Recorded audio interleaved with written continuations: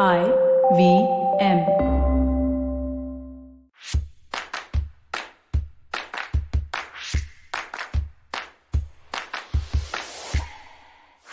Hi guys and girls, welcome back to a fresh episode of The Millennial Athlete with Tanvi and Shlok, a podcast for, of and by the millennials. I'm your host Tanvi Lad. And I'm co-host Shlok. Tanvi, बहुत time के बाद I'm back. It feels like such a long break that I've been back on the pod. फिलहाल co-host का तो पता नहीं, only you were doing all the hosting. So since I've been out of the loop and you've been doing the last two episodes, I think, please fill me on. And today I'm going to play the second fiddle in this partnership today.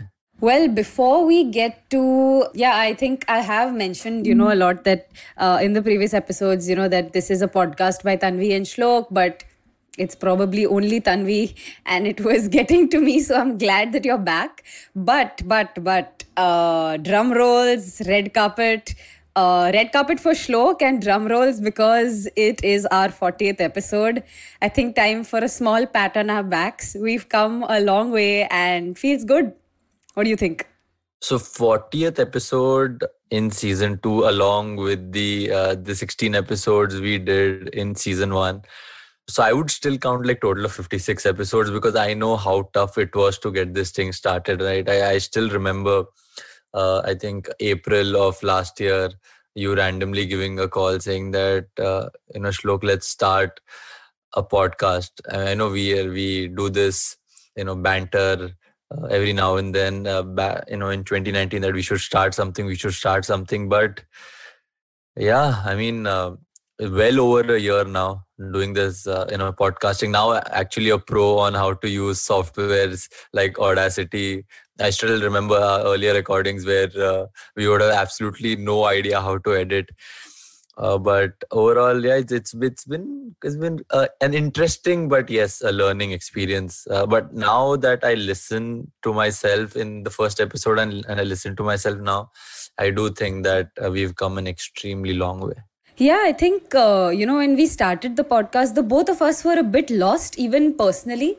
You had just about retired from professional badminton and were getting into, your post-athletic career phase. You were not sure whether you wanted to do an MBA, write your GMAT or get into coaching. There were all sorts of question marks in your head. I was, of course, continuing to train, but I was in lockdown mode, so was trying to stay fit and get creative with a little bit of cooking and stuff like that. But yeah, at the back of my mind, it was always, the thought that this is a pandemic. I don't know where I'm going to be placed a year from now, whether the circuit is going to start soon or not. And I also had that question mark that, what is my sporting goal? Why am I continuing to play? So these were questions that were looming large on my mind. So I think personally, we were both mentally not in the best spaces, but the Millennial Athlete came at the right time. It was something that we both enjoyed doing. It kept us motivated because we interacted with, top sports persons who actually shared their personal life experiences, and we realized that we were not alone in this journey. There is, it's a thing that all elite athletes go through. And I think we've come a long way. The podcast has grown. We've had some of the best athletes on the show. We've covered, all the top sporting events. And here we are today. We celebrated Independence Day yesterday. So I think 16th August is a good day to take stock of how far we've come. Yes, tera to pata nahi, but I'm still lost in life. The degree of me being lost is probably not the same, but yeah, I'm still the same lost boy. Apparently, one of the websites very openly said that I have retired from the game, where I had specifically mentioned I took an indefinite sabbatical. But yes, you never know. I could also come back to the court anytime. I've been training really well. So, I mean, it does, when I saw that, that publication telling that, he's completely retired of the game, then that just raises, that just hits my ego a little, saying that, हमने तो ऐसा कभी कहा ही नहीं. But ठीक है, let's get that aside. Let's talk about India at Tokyo. 7 medals, Tanvi. Probably recording our best haul, or matching our best haul at the Olympics. We've Gold medal. bettered it. Bettered it. I mean, in terms of gold No, and in terms even of, overall, I'm telling you, overall, it's the same, right? But we've bettered London, we bettered London. Neeraj Chopra, absolutely stealing the phenomenal, show. stealing Yeah. the show and like absolutely killing it. But my favorite pick, I mean, apart from PV Sindhu, was the Indian men's hockey team getting that bronze after 40 plus years, and just that reaction, Srijesh's reaction, was gold for me. I mean, just for Indian hockey has been lost for a while now, right? There's been ups and downs. Did you expect we would get a medal and we would come so close with the women's hockey team? To be fair or to be honest? Well, just to rewind a little bit, I was just thinking of, our medal. Okay, India has probably finished 48th in terms of gold medals won, and it's the best in 4 decades. And the hockey team has probably been very prominent in, besides Neeraj, of course, the hockey team has got a lot of limelight, attention, but it doesn't come as a surprise because over the past 4 years, ever since that heartbreak in Rio, they have been putting in very focused effort. Each athlete has made personal sacrifices. Someone like Srijesh had to, he wasn't one of the youngest, but he had to, leave his family. They were based, the Odisha government has, set up this infrastructure, this hockey stadium where it is fully focused on sports science, fully focused on athletic development. And it was almost like when we talk about sporting nations and the way they work backwards towards achieving an Olympic medal, that's exactly how they worked. So in terms of the most physically improved, the most mentally improved, the men and the women have, of course, the men were expected to do better, but in terms of improvement, even the women were being tracked and tested, and everyone knew that they're one of the most improved sides. And after that first thrashing to Australia 7-1, when everyone tore them down, social media, they were being trolled. They were being, that it's time to come home. I don't think this is a sport meant for India, or the Olympics are a stage. I remember I was also saying that we might see a Chak De renaissance. Yeah. The same thing, right? We lost badly, but the way we came back. Absolutely. I think it was a team effort. Yeah, Chak De moment. Chak De moment for the women, but even Manpreet Singh and his battalion of boys really did us proud. So I think they need to take strength from the way they've all performed. My heart went out to the girls because I think I put up a post on social media as well. I was reading about each individual girl and their backstory. They come from such small towns. They've battled patriarchy. They've struggled to buy hockey sticks. Sometimes compromised on a meal so that they can save up to buy a hockey stick. And to see them come so far, I think that mental strength that you need to perform at a world stage like the Olympics is something you develop when, your bare needs are not being met. Yeah, we often complain about this is not there, that is not there. But then you see stories like these, right, out of nowhere, and such a heartbreaking moment. I mean, when I saw that match, I almost felt like crying. But it is what it is. Sport can be absolutely brutal sometimes, and even though you may win hearts, but you sometimes just do not win the medal. And history is evidence that 50 years from now, 60 years from now, they only look at the medal winners. So hopefully, somewhere down the line, the women's hockey team will neutralize this, and probably something much bigger is waiting for them at one of the majors in the coming year. But favorite moment.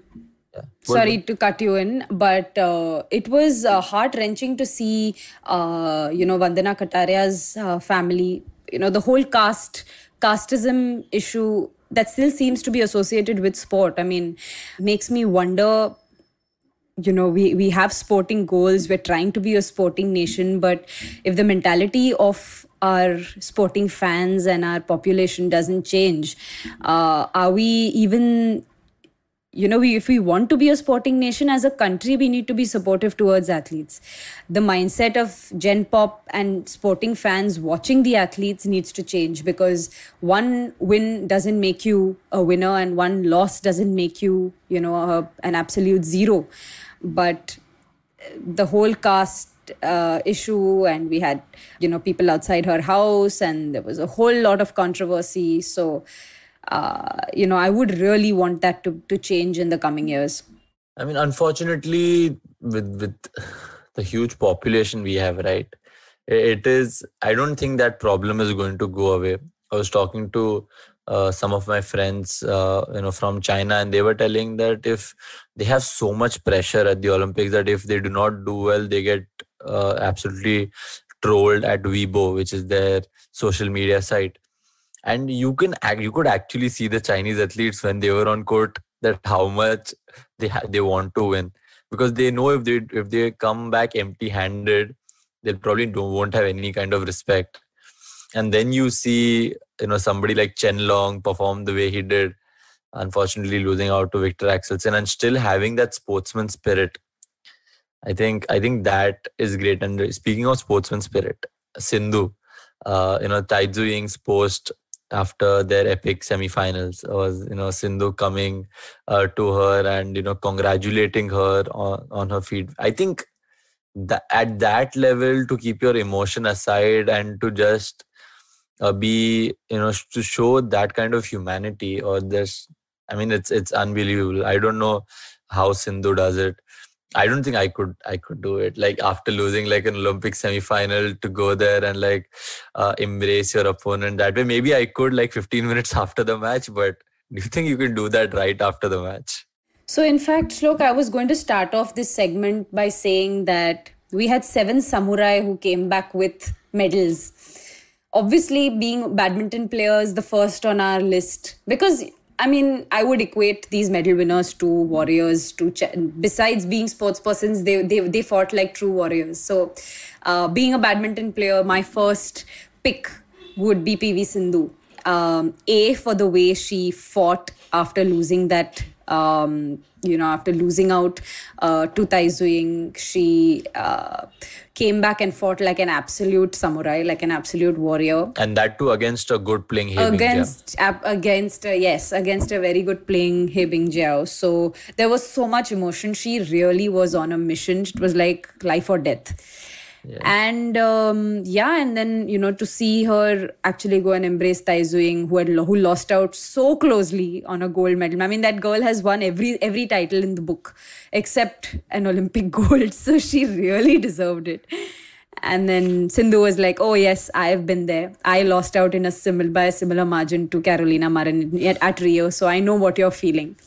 But that's what champions are made of. There is something above winning, losing, money, endorsements. There's something much more precious. Yeah, I mean, I don't know how the Chinese players did it, to be really honest. 18 months not being on the tour. Again, what a performance by the Chinese badminton team. Chen Long made the finals. Chen Qinchin and Jia Yifan made the finals. Men doubles, they made the finals. Mixed doubles, they had a 1-2. Women's singles, men's singles, men doubles, mixed doubles. Every event. Except for women's doubles, right? We had Chen Qinchin and Jia Yifan they played the finals.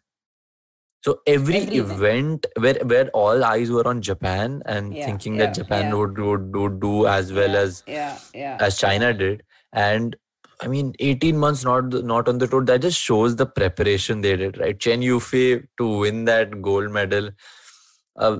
Did we count her? I didn't expect it. Yeah, absolutely not. Absolutely not. Like, there's no way, like, I had kept Okuhara above her, Tai above her, Sindhu above her. And Chen Yufei absolutely, stealing the show. He Bingjiao, the way she outclassed Nozomi Okuhara. It's just amazing. You even look at Zheng Seiwei, all Chinese mixed doubles finals. I don't know what they do, but whatever they are doing before the Olympics is just about right, because come every Olympic, the Chinese national badminton team is on fire, and then they and they showed it. Because I think India currently, and I've told this multiple times, we are a very sport-loving nation. Okay, but China is a sporting nation. There's a difference. जब तक बात ego पे लगेगी नहीं ना कि मतलब 2 billion population होके भी इससे 7 ही medal आ रहे. Obviously, we should celebrate every medal, and it's great. I mean, from a fan perspective. But जब तक you don't feel that hurt that oh shit, only 7 medals with the population we have, I think till then, we will be content with 7 to 10 medals. I think India has the talent and has the diversity to at least finish in the top 15, if not better. Yeah. I mean, we'll come to that. We'll come to that probably in our second segment, where we will chart out the future for, what our contingent has, we'll take stock of where our contingent is placed and what the future looks like in the run up to the CWG and Asian Games. But back to our 7 samurai, I think second on the list is definitely Ravi Kumar Dahiya. Fought like a warrior, was bitten by his Kazakh opponent. I mean, that is really brutal. Survived that bout and actually went on to win a medal. So kudos to him. Bajrang Punia, again, he lost out in a very close bout and apparently made a phone call to his wife, said, he had a knee injury and his opponents were obviously trying to make the most of that. But he fought like a champion, gave a call to his wife, said, either I will break this knee and come back or I will win a medal. So do you realize why I'm calling them samurai here? There is physical injury being, they're battling physical issues, they're battling mental issues. And they're turning, the color of that medal from a bronze to a silver to Neeraj, of course, turning it into gold. So I am really proud of the way the Indian contingent has performed. Yeah, I mean, the start and the end, right? The start with Mirabai with the silver medal and then ending with our first track and field medal. I mean, and that to a gold. And just the reaction after his throw, he knew it that this is it. And I mean, and he had won the gold before he even threw his final throw. Yeah, but as soon as he threw that, he knew that no, it's done, right? It's done. Yeah. But I mean, Neeraj Chopra again, for the past 4 years, we've been, building him up. He had his surgery in Mumbai, and then we were building him up, and I saw the videos and the kind of training he was doing for getting his hips and getting his back. I mean, unbelievable for Neeraj Chopra to do that. But to start with, he's an extremely physically gifted athlete. So Neeraj Chopra has now become a household name because I've been watching some of his training. He's a born sprinter. Very athletic, does a lot of the Olympic rings, so his upper body and core is super strong. Does a lot of plyometric work, box jump, stuff like that. So he is, an explosive, fast, powerful athlete to start with. Of course, had a career-threatening elbow injury, and for a javelin thrower, the elbow is primary to your sport. But recovered from that. Obviously, the god Dinshaw Padiwala at his best got him back on his feet, and who would have thought that India will win a gold in track and field? And to sum it up, Neeraj Chopra, before the track and field event started, his Instagram following was 202K. And overnight or now, his following is 3.6 million. That you just can't go I can't go beyond that he's all over now. 202K to 3.6 million. That is a huge jump. And the fact that he's not an overnight sensation. He was, I mean, always rated extremely high, but that's what an Olympic gold medal does, right? It puts you on the apex of Indian sport. And Neeraj Chopra deserves every bit of reward he's getting from the BCCI, from the central government, from every federation, because only Neeraj and his family know the sacrifices they made when he was a kid so that he could reach that now. It's an Olympic dream, Shlok. We saw Victor's emotion after. He couldn't believe it. He was asking Kenneth, like, have I actually won the gold? He was asking his physio, like, I can't believe it. He cried and sobbed like a child for a whole 10 minutes because it's a dream from the time you're 5 years old. Yeah, the cycle comes to an end, right? Yeah. And then you, and to even think that this kid started as somebody who didn't even know how to hold the racket or like how to hold the javelin, to like for making him the full circle. Like, since now I'm into coaching and I see that, and I play with kids, and I sometimes think that maybe one of them could go on. I don't know if they could become an Olympic champion, but they could become at least good players in the future, and that is what is the goal of a coach. But Shlok has become super gyani. Kya ho gaya America jaake? I have no idea. I think I need to take a break. I need some coffee. This is too much to digest. But stay tuned, guys. You're listening to The Millennial Athlete with Tanvi and Shlok. We'll be right back. Hey, it's been another great week on the IVM Podcast Network. On Advertising is Dead, Jimmy's Cocktail founder and CEO Ankur Bhatia shares insight on the home bar experience.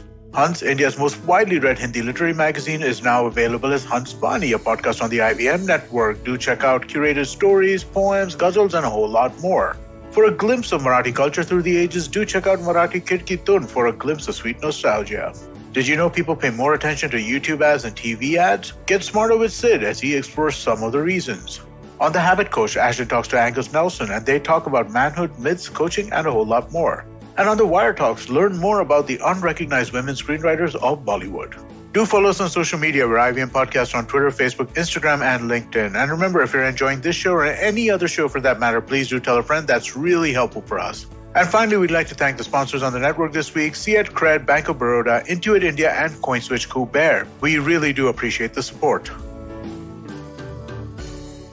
Welcome back, guys and girls. You're still listening to The Millennial Athlete with Tanvi and Shlok. So the Olympics are over. The Olympic fever is over. We've chatted about the 7 samurais who've brought back medals to the country. The Olympic fever is still quite alive. We celebrated Independence Day yesterday, and the whole battalion of the whole Indian contingent was at Rashtrapati Bhavan.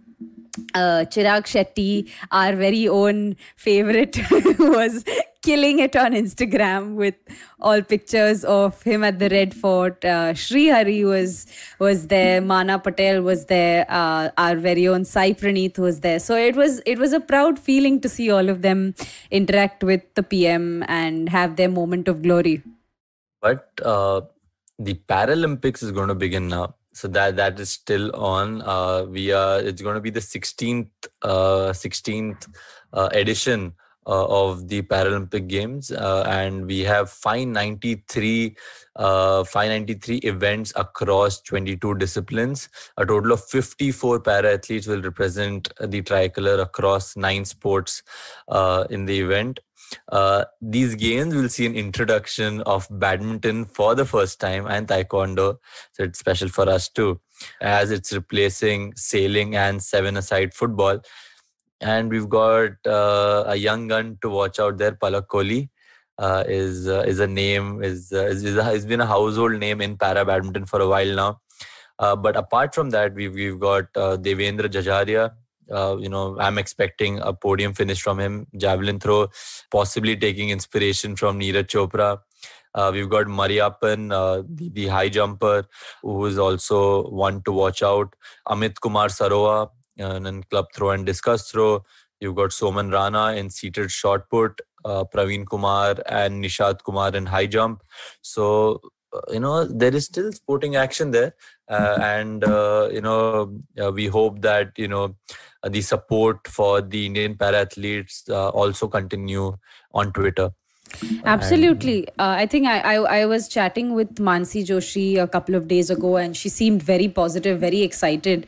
And, she mentioned that actually seeing the Olympics happen and, we actually lived through their experiences. So now, as a para-athlete, getting into the same arena, I think I'm excited. I'm looking forward. I'm motivated because we've actually seen what the Olympics look like. So I think the para-athletes are pretty excited. They've seen Mirabai Chanu get a lifelong Domino's subscription, and they've seen JSW offer to, paint all the Olympians' houses. They've seen a lot of the good stuff that comes with winning a medal. So I think lots of sporting action to look out for, and I think they're going to put up a very, very spirited show. Absolutely, you got that spot on. Anything else you would like to add to this, Tanvi? Well, there was one segment that I wanted to touch upon in the light of the whole Simone Biles controversy, where she did, the champion athlete that she is, she kind of froze the pressure of leading her nation and winning those multiple medals, winning that gold, got to her. And, it was, as a sporting, the whole sporting fraternity kind of supported her. But our very own Vinesh Fogart had a bit of a rough patch at the Olympics, was touted to win the gold, had been, changed her weight category and was up there in terms of our expectations. Of course, failed and was torn down by the Wrestling Federation of India for misconduct, has been banned from a couple of events, and has actually gone vocal on social media about her struggle with mental health, with weight issues. She's questioned the decision of the Wrestling Federation of India. And, having read in detail as to what she went through, my heart really goes out to her. Apparently, she has changed her weight category. So she was, 3 days without a single meal, only on salt capsules. So she was physically exhausted getting into that bout. Has been battling depression since 2017, where real and her struggle with depression and anxiety has been real. She's moved to Hungary to train with another coach in the run up to Tokyo, but has really struggled on a lot of fronts. So my humble request to any sporting body would be, sometimes disciplinary action is necessary, but the background story needs to be checked, because each individual athlete is going through a lot in life. What do you think, Shlok? See, I've always been very vocal about this ever since I've spoken about this, about the Twitter incidents and the kind of trolling which happens. I'm not talking about just fans scrutinizing. I'm even talking about media. It's very important to back our players. There's one thing about you saying that, you didn't perform well, but tearing them down is not the solution. And some of the comments I read on Twitter and some of the statements made by the administrators, like, it just makes me feel sad. Because I'll tell you, the issue is that 80% of them have never played a sport in their life. They do not understand this. For sure, they do not understand how much it takes to be a pro athlete. Forget winning a medal at the Olympics. Forget that.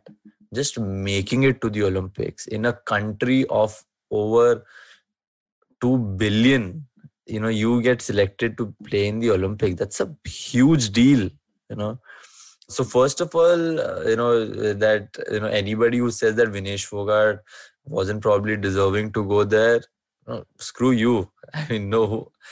It just makes me feel really sad with the comments made and just trolling, right? Even in badminton, the amount of hatred Sai Praneeth got is not even funny. Okay, he lost. It's okay. But you don't need to put in you don't need to put comments like, oh, give the money back to the government and all that. Stop that. No, you could just, just criticize that, okay, he wasn't up to the mark. But then don't go personal. Yeah. That is my issue. There is extrinsic, I think in psychology, we read about extrinsic motivation, where of course you praise the athlete, you give him all the support, all the rewards, and that motivates him. There is intrinsic motivation, which comes from within the athlete, where he wants to achieve his goals. And then there's neutral support. I think in this case, there's, okay, the athlete has failed. We all know he's failed, but be neutral. Don't pull him down. Don't, make him out to be the next hero, but at least be there, have his back. Anyways, so that sums up Tokyo 2021. Out of the way. Looking into CWG and the Asian Games in 2022, big events coming up. But in terms of where India is placed, we're very happy that we've created history. We've come back with a record medal haul. But, I was just thinking about this. Michael Phelps alone has 11 gold medals. And as a nation more than 11 medals. More than 11 gold medals at the Olympics? Yeah. More than 11. Okay. He won 8 alone at Beijing. Okay. So, as a country of 2 billion people, what are we celebrating? And that still rankles me. I know it's baby steps and we have a long way to go. But now what? As a country, what should we be looking at? Yeah, to come back to Michael Phelps, he's got a total of 28 medals, at the Olympics. A total of 28 medals. And that includes gold, and mostly is gold only. but yeah, and we've not even reached what? I think totally 7. India has that. 7. No, I'm talking in all Olympics. All Olympics. I think then we can. No, I think we'll still fall short of Phelps. We might match, or we might even fall short of Phelps in that. But again, just saying that, okay, we should celebrate it, but again, it's you realize, Tanvi, that it's under a year that we are going to be again at CWG and Asian Games. It's not a lot of time. Yeah. There's barely any time. We are going to probably see the same set of athletes who are going to be there. Everybody needs to come out of the disappointment really soon. Otherwise, they won't have their spots guaranteed in the team with everything going on. I'm particularly very, how do I put it, extremely curious to see how players like in badminton, how players like Sameer Verma, Saurabh Verma, HS, Pranoy, Kashyap, Ajay all will come back when obviously given a chance. Now, I thought they would all play at the domestic All India tournament, but that's not happening. There were going to be trials for Sudhirman Cup and Thomas Cup, which has also been cancelled now. Yeah. So Pranoy had put out a tweet saying that I think I should switch to tennis because I'm done. All the events are being cancelled. Chinese Taipei got cancelled. Taipei and Korea got cancelled.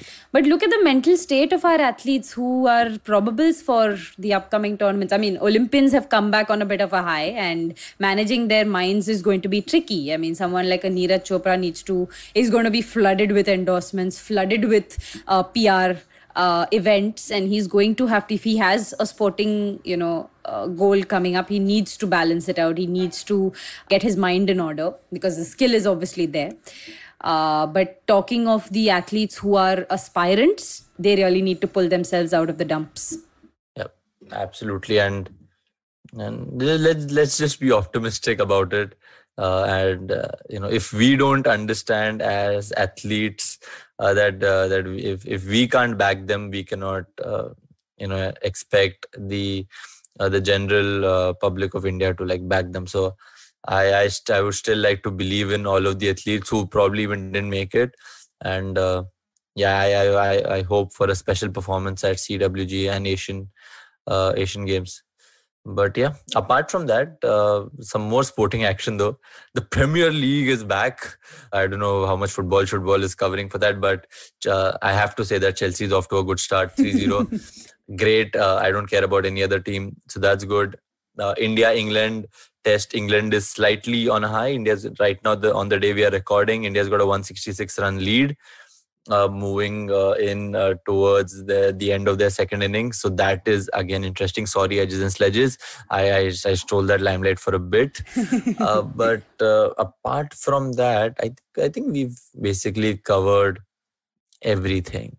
All right, so that's a wrap of our 40th episode. Well done, Shlok. If you've liked this podcast, guys, do check out other interesting podcasts on the IVM network. You can listen to us on the IVM Podcast app or on the ivmpodcast.com. You can also write to Shlok and I on social media. I'm available at Tanvilad93 on Instagram and Twitter. You can find me at @SHLOKH95 on Twitter and Instagram. Till then, take care, have a good week, and we shall see you soon. Bye, everyone. Ciao.